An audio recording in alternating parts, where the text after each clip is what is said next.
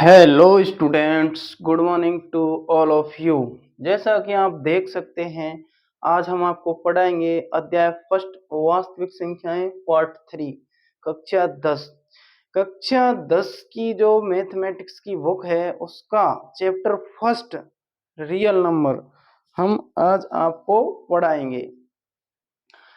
तो पार्ट 1 हम आपको पढ़ा चुके हैं, पार्ट 2 हम आपको पढ़ा चुके हैं, आज हम पढ़ाएंगे पार्ट 3। तो पार्ट 1 और पार्ट 2 में हमने आपको क्या बताया इसके बारे में हम आपको थोड़ी देर रिकॉल करवा देते हैं। इससे आपके लिए बहुत ही फायदेमंद और प्रॉफिटेबल रहेगा।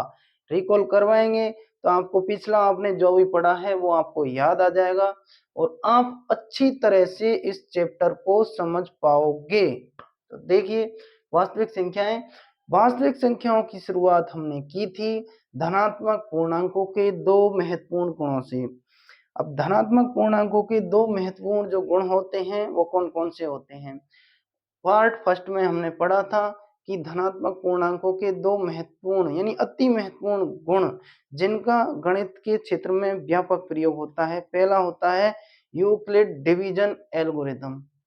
तो जैसा कि इसके नाम से ही प्रतीत है, हम इसको आपके लिए जल्दी जल्दी बता देते हैं क्योंकि हमें सिर्फ रिकॉल करवाना है। तो यूक्लिड डिवीजन एल्गोरिदम होता है, उसके नाम से ही प्रतीत हो रहा है, ये किसी न किसी रूप में धनात्मक पूर्णांकों के विभाजन से या विभाज्यता से संबंधित है।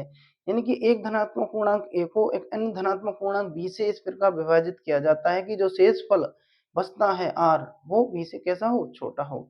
और जो यूक्लिड डिवीजन एल्गोरिदम है इसका प्रयोग हम कहाँ पर करेंगे, दो धनात्मक पूर्णांकों का एचसीएफ यानी कि हाईएस्ट कॉमन फैक्टर यानी कि जो महत्तम समावर्तक निकालते हो तुम, उसको निकालने में हम यूक्लिड डिवीजन प्रमेय का प्रयोग करेंगे। सेकंड आती है अंकगणित की आधारभूत प्रमेय।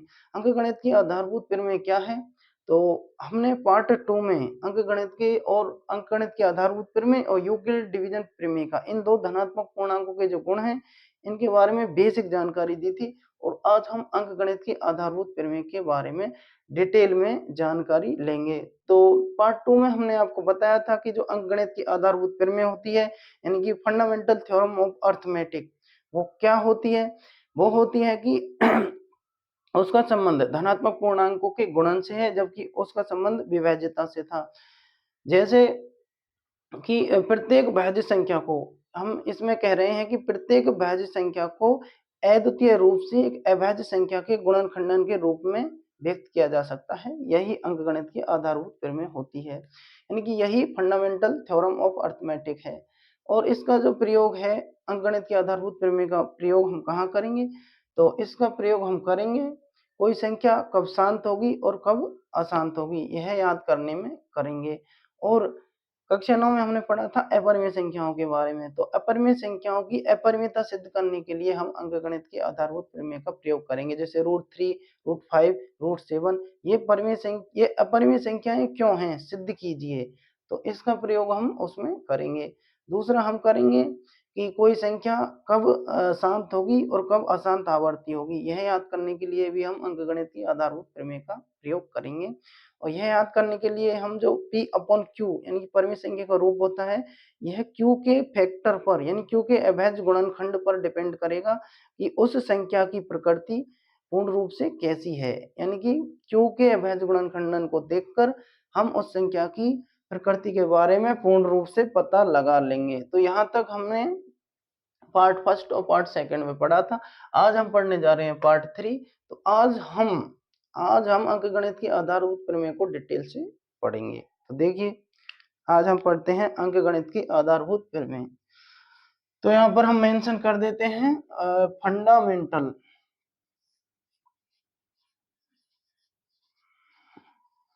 Fundamental theorem of arithmetic. Fundamental theorem of arithmetic, इसको हम आज पढ़ने जा रहे हैं। इसका मतलब होता है अंकगणित की आधारभूत प्रमेय। यह क्या होती है, यानी कि प्रत्येक भाज्य संख्या को, बात वही आएगी रिपीट होके, इसलिए हमने आपको इसके बारे में पहले ही बेसिक जानकारी दे दी थी ताकि आपको कोई प्रॉब्लम ना आए। यानी कि प्रत्येक भाज्य संख्या को अभाज्य संख्याओं के गुणनखंडों के रूप में व्यक्त किया जा सकता है। और ये जो अभाज्य गुणनखंड होते हैं वो अद्वितीय रूप में होते हैं, बिना क्रम को ध्यान में रखे हुए। तो हम यहाँ आपको लिखवा देते हैं कि अंकगणित की आधारभूत प्रमेय क्या है। प्रत्येक भाज्य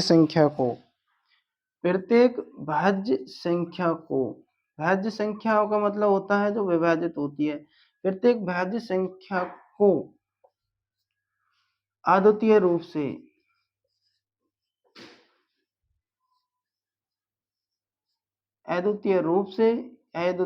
में प्रत्येक भाज्य संख्या को अद्वितीय रूप से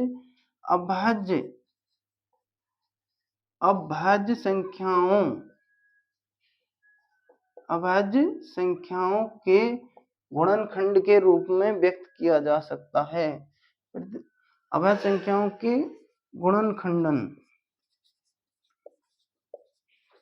गुणनखंडन के रूप में व्यक्त या प्रदर्शित किया जा सकता है।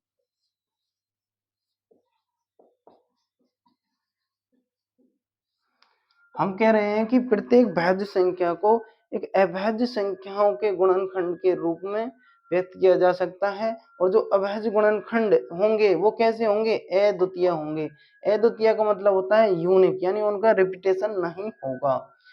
ये हो गई यहाँ तक बात। अब देखते हैं सेकंड पॉइंट पे। हम सेकंड पॉइंट है कि जो हम अभाज्य गुणनखंड हमें प्राप्त होंगे वो बिना क्रम को ध्यान में रखे हुए, यानी क्रम को छोड़ते हुए अद्वितीय रूप से होते हैं। यानी कि अभाज्य गुणनखंड, इसके जो अभाज्य गुणनखंड होंगे,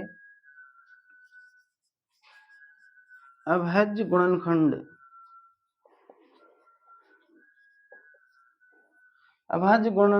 क्रम को छोड़ते हुए यानी आरोही अवरोही क्रम को बिना ध्यान में रखे हुए, अभाज्य गुणनखंड क्रम को छोड़ते हुए, क्रम को क्या करते हुए? छोड़ते हुए, क्रम को छोड़ते हुए अद्वितीय होते हैं, अद्वितीय रूप में होते हैं, अद्वितीय रूप में होते हैं। हम क्या कहना चाह रहे हैं? हम कहना चाह रहे हैं कि अभाज्य जो गुणनखंड होंगे, जो प्राइम फैक्टर होंगे, वो प्राइम फैक्टर असेंडिंग और डिसेंडिंग ऑर्डर को इग्नोर करते हुए, यानी कि उनको ध्यान में न रखते हुए कि कौन सा आरोही क्रम में आ रहा है, कौन सा अवरोही क्रम में आ रहा है, कैसे भी क्रम में आए तो वो किस में होंगे? अद्वितीय रूप में होते हैं। जैसे हम आपको बताते हैं कि 2 इंटू 3 इंटू 7, तो ये आएगा 42। इसी प्रकार यदि हम इसका क्रम चेंज कर देते हैं 3 इंटू 2 इंटू 7, तो भी ये 42 ही आएगा। तो इसका मतलब क्रम को छोड़ते हुए ये किस में होते हैं? अद्वितीय रूप में होते हैं। अब देखते हैं एक प्राकृतिक संख्या को उसके अभाज्य गुणनखंडों के रूप में व्यक्त किया जा सकता है, और वो जो क्रम होगा वो अद्वितीय होगा। यानी प्रत्येक प्राकृतिक संख्या को उसके अभाज्य गुणनखंड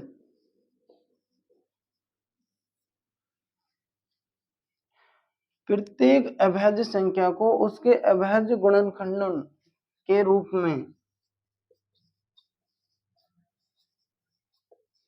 व्यक्त करने पर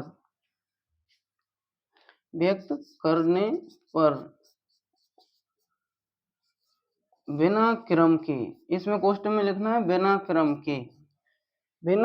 के प्रत्येक प्राकृतिक संख्या को उसके अभाज्य गुणनखंड के रूप में व्यक्त करने पर बिना क्रम के अद्वितीय रूप होता है। कैसा रूप होता है? अद्वितीय रूप होता है।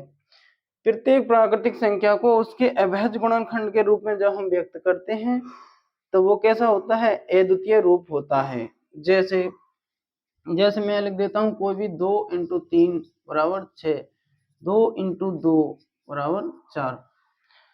तो बिना क्रम को ध्यान रखें, यानी 3 इंटू 2 करेंगे तो भी 6 आएगा, 2 इंटू 2 करेंगे तो भी 4 आएगा। और ये प्राकृतिक संख्या है और इनका रूप कैसा होता है, अद्वितीय होता है। तो यहाँ तक हमने देखा, अब हम आगे देखते हैं इसका पार्ट 4 जो जस्ट अभी आपको मिल जाएगा। पार्ट 4 अभी इसमें थोड़ा बचा हुआ है, उसको हम पढ़ाएंगे, तो आप देखते रहिए। पार्ट 4 में ये जो है वो कंप्लीट हो जाएगा। Okay, thanks for watching.